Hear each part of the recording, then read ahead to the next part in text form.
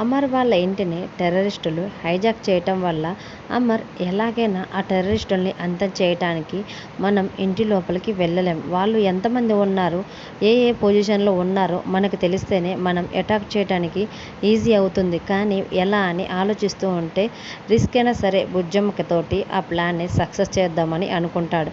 వెంటనే బుజ్జమ్మ దగ్గరికి వెళ్ళి, బుజ్జమ్మ నువ్వు జాగ్రత్తగా మన ఇంటి లోపలికి వెళ్ళు, తర్వాత మొత్తం నేను చూసుకుంటాను అని బుజ్జమ్మకు చెప్పేసరికి బుజ్జమ్మ ఓకే డాడీ అని అంటూ ఉంటుంది.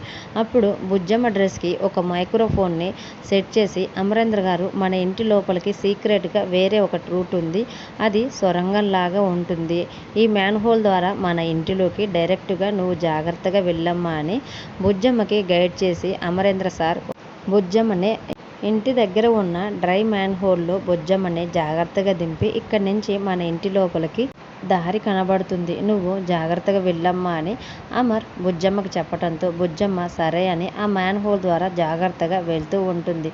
అలా బుజ్జమ్మ వెళ్తూ ఉంటే తన డ్రెస్కి ఫిట్ చేసిన మైక్రో కెమెరా ద్వారా బుజ్జమ్మ వెళ్ళేది ప్రతిదీ రికార్డ్ అవటం వల్ల అమర్, మేజర్ సార్, రాథోడ్, బాగి అందరూ కలిసి ల్యాప్టాప్లో చూస్తూ ఉంటారు.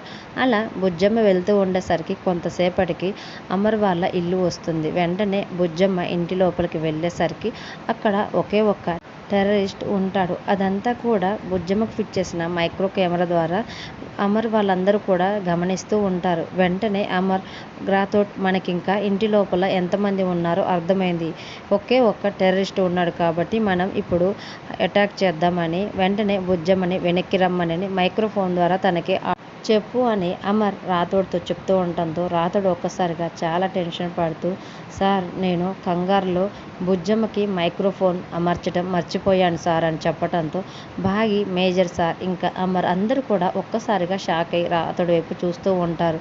బాగి అయితే చాలా టెన్షన్ పడుతూ ఉంటే అమరేంద్ర సార్ అయితే చాలా కోపంగా రాథోడ్ వైపు అలాగే చూస్తూ ఉంటారు.